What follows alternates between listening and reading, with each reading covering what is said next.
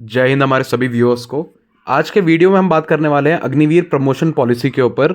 जी हाँ, Agniveer army navy air force में कैसे आपके प्रमोशंस होंगे वो सब वीडियो में हम डिस्कस करने वाले हैं। तो मेक श्योर करें आप वीडियो को एंड तक ज़रूर देखें। हमारी बाकी वीडियोस को भी आप लाइक करें, कमेंट करें, चैनल को सब्सक्राइब करना ना भूलें सो दैट आप अग्निवीर भर्ती से रिलेटेड सभी अपडेट से जुड़े रहें। और जो सब बच्चे अग्निवीर की तैयारी कर रहे हैं उनके लिए अग्निवीर फिजिकल अकेडमी हमने ओपन कर दी है, जिसमें कि 60 डेज़ का आपका ट्रेनिंग मॉड्यूल होगा। अकोमोडेशन एंड फूड्स में आपको हम प्रोवाइड करेंगे, ट्रेनिंग कराएंगे आपके एक्स पैरा एसएफ ऑपरेटिव, और वीकली बेसिस पर होंगे आपके गेस्ट लेक्चर्स। तो जो सब बच्चे हमसे जुड़ना चाहते हैं वो हमें इस नंबर पे कॉल या व्हाट्सएप वो कर सकते हैं। तो चलिए शुरू करते हैं आज का वीडियो। सबसे पहले हम स्टार्ट करेंगे इंडियन आर्मी के प्रमोशन से। तो इंडियन आर्मी में जो सबसे स्टार्टिंग रैंक होता है एज एन एनसीओ वो होता है सिपाही या सोल्जर का। अब देखिए, सोल्जर जितने भी होते हैं वो भर्ती होते हैं आपके अलग अलग रिक्रूटमेंट सेंटर्स से, ठीक है, जिनको कि हम एआरओ कहते हैं। एआरओ और जेडआरओ क्या होते हैं उसके ऊपर हमने अलग से एक वीडियो बनाया हुआ है, उसको मैंने यहाँ आई सेक्शन पे लिंक कर दिया है, जाइए उस वीडियो को देखिए सो दैट आपका एआरओ और जेडआरओ से रिलेटेड जो भी डाउट है वो क्लियर हो जाए। अब स्टार्ट करेंगे हम कि कैसे एनसीओ जो कि होते हैं हमारे नॉन कमीशन ऑफिसर्स, जिसमें आते हैं आपके सिपाही रैंक से हवलदार रैंक तक के जितने भी यूनिट्स है, जितने भी रैंक्स हैं, उनका प्रोसेस क्या होता है इस प्रमोशन का। ठीक है, तो जैसे ही आपके 5 साल के सर्विस हो जाएगा, 5 साल की सर्विस के बाद आप अप्लाई करोगे लेंस नायक की रैंक के लिए। ऑल्दो ये रैंक आपको खुद ही प्रोवाइड हो जाता है एज पर योर सर्विस। तो जब तक आप 4 साल तक अपना अग्निवीर का टेन्योर पूरा करोगे, आप इस क्राइटेरिया में भी आ चुके होंगे।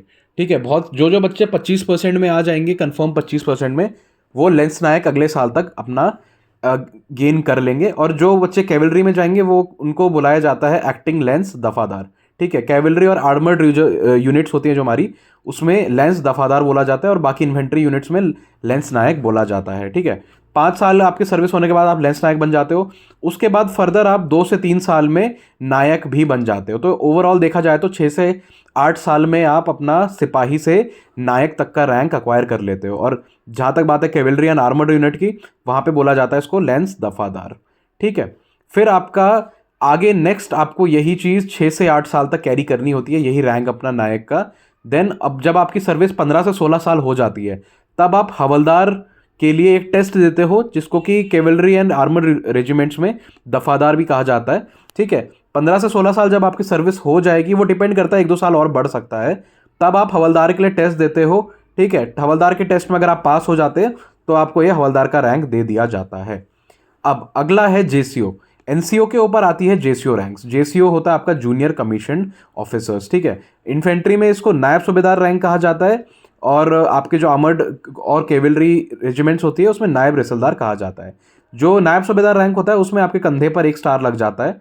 ठीक है, उससे पहले जो भी रैंक्स होती हैं वो आपके शोल्डर्स पर होती हैं, 1, 2 और 3 आपके जो स्ट्राइप्स होती हैं वो आपके शोल्डर पर लगती हैं। तो जब आप नायब सूबेदार बन जाते हो तो आपके 1 स्टार लग जाता है। नायब सूबेदार का क्राइटेरिया है कि आपकी 15 से 16 साल आपकी सर्विस हो जानी चाहिए। उसके बाद आप जेसीओ बनने के लिए एक एग्ज़ाम देते हैं, जिसको कि जेसीओ कैडर कहा जाता है। अगर आप जेसीओ कैडर में पास हो जाते हैं तब आपको नायब सूबेदार का आपका पूरा रैंक मिल जाता है। उसके बाद आता है सूबेदार।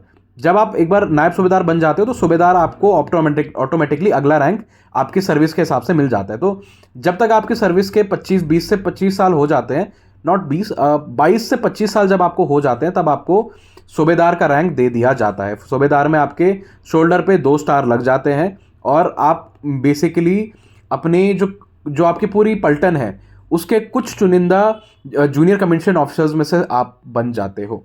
फिर आती है एक ऐसी रैंक जो कि पूरी यूनिट में एक ही होती है, जिसको कहते हैं सूबेदार मेजर, और कैवलरी एंड आर्मर्ड यूनिट में इसको कहा जाता है रसिलदार मेजर। ठीक है, सूबेदार मेजर देखिए पूरे इंडियन आर्मी की जो एक रेजिमेंट होगी उसमें एक ही होता है। और ये जो सूबेदार मेजर होता है, ये जितने भी हमारे जेसीओज होते हैं और जेसीओ के नीचे जितने रैंक्स होते हैं उन सब का ये लीडर इसको हम कह सकते हैं। ठीक, इसमें आपकी सर्विस होनी चाहिए कम से कम 26 से 27 साल। और इसके आगे भी एक रैंक होता है जो कि ऑनरी रैंक होता है, जिसको हम कहते हैं आपका ऑनरी कैप्टन। आज के टाइम पे उसको ऑनरी लेफ्टिनेंट बोला जाता है। ठीक है, उसके लिए आपके पास पूरी आपकी सर्विस होनी चाहिए, और रिटायरमेंट के टाइम पे आपको ये एज अ ऑनरी दिया जाता है। तो ये तो था ओवरऑल इंडियन आर्मी का रैंक का structure as for NCO and JCO. अब हम बात करते हैं कि नेवी में कैसे ये रैंक स्ट्रक्चर काम करता है। तो नेवी में आपको सबसे पहले आप 4 से 7 महीने की अपनी ट्रेनिंग्स करोगे, ठीक है। बेसिक ट्रेनिंग होती है आपकी आईएनएस चिल्का में। आईएनएस चिल्का में जब आप अपनी बेसिक ट्रेनिंग कर लेते हो, उसके बाद आपको 1 महीने सी अटैचमेंट में भेजा जाता है। सी अटैचमेंट जब आपका पूरा हो जाता है, उसके बाद आपको अलग अलग स्कूल्स में भेजा जाता है जो कि आपके ट्रेड से रिलेटेड होते हैं, ठीक है। ट्रेड से रिलेटेड उन स्कूल्स में आप 4 से 7 महीने अपने बिताते हो, और उसके बाद फर्दर आपको आपकी शिप्स में, एयर स्क्वाड्रंस में, हॉस्पिटल्स में अलॉट कर दिया जाता है। तो सबसे पहला जो रैंक होता है नेवी में, वो होता है आपका C2, सीमैन 2, ठीक है। सीमैन 2 से आपको सीमैन 1 में क्वालिफाई करना होता है, जो कि डिपेंड करता है आप मेडिकल फिट हो, आपका प्रोफेशनल एग्जाम क्वालिफाइड है या नहीं, और स्विमिंग टेस्ट आपका क्लियर है या नहीं। देखो, नेवी में स्विमिंग टेस्ट क्लियर करना बहुत इंपॉर्टेंट है, क्योंकि ऑब्वियसली अगर आप नेवी से ताल्लुकात रखते हो तो स्विमिंग आपका A1 होना ही चाहिए, ठीक है। जो C1 आने के लिए आपको एटलीस्ट 3 साल की आपकी सर्विस होनी चाहिए, ठीक। और अब अगला रैंक होता है आपका CPO का। PO और CPO आता है अब अगला। CPO और PO के लिए, सबसे पहले PO के लिए आपका 6 साल का सर्विस होना ज़रूरी है, और उसके बाद डिपेंड करता है आपका CPO में आने के लिए आपका 10 साल का सर्विस होना, 10 से ज़्यादा, ऑलमोस्ट 14 से 16 साल होना आपका ज़रूरी है, ठीक। जो PO होता है उसके लिए 6 से 10 साल का आपका टेन्योर होता है, और CPO के लिए 14 से 16 साल की आपकी सर्विस होनी चाहिए। इसके बाद आते हैं आपके MCPO। देखिए, PO का MCPO मतलब मास्टर चीफ पेटी ऑफिसर होता है। PO का मतलब होता है पेटी ऑफिसर, और CPO मतलब चीफ पेटी ऑफिसर। ये इक्विवेलेंट है आपके। PO जो होता है वो आपका हवलदार रैंक, नायक रैंक का होता है, और CPO होता है आपका ऑलमोस्ट हवलदार रैंक का, ठीक है। MCPO होते हैं आपके सूबेदार रैंक के as compare to army. MCPO होता है आपका मास्टर चीफ पेटी ऑफिसर 2, और MCPO 1 होता है आपका मास्टर चीफ पेटी ऑफिसर 1।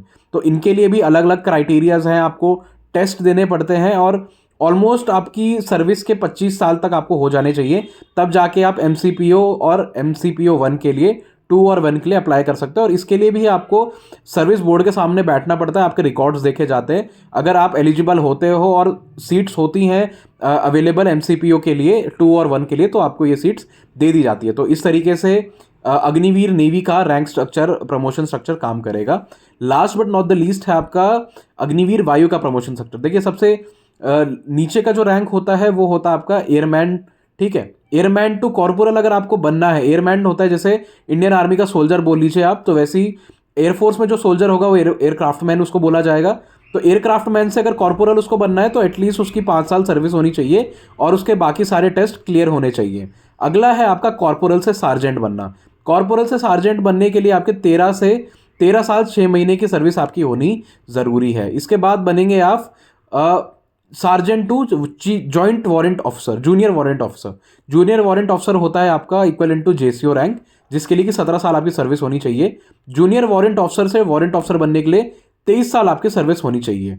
और warrant officer to master warrant officer, जो कि आपका सूबेदार मेजर का रैंक होता है एज कंपेयर टू आर्मी, उसके लिए ऑलमोस्ट आपकी 28 साल की सर्विस होनी चाहिए, राइट। तो इस तरीके से आपका एयरफोर्स का, नेवी का और आर्मी का रैंक स्ट्रक्चर होने वाला है अग्निवीर में। आई होप आप सबको समझ आ गया होगा। तो आज का वीडियो का जो फाइनल क्रक्स है कि भाई, जो कैंडिडेट्स अग्निपथ स्कीम के लिए अप्लाई कर रहे हैं उनको सबसे पहले 25% अपने कंफर्म क्राइटेरिया में आना पड़ेगा, और उसके बाद वो नॉर्मल अपनी हायरार्की के हिसाब से ऊपर अपनी रिस्पेक्टिव सर्विसेज में जाएंगे।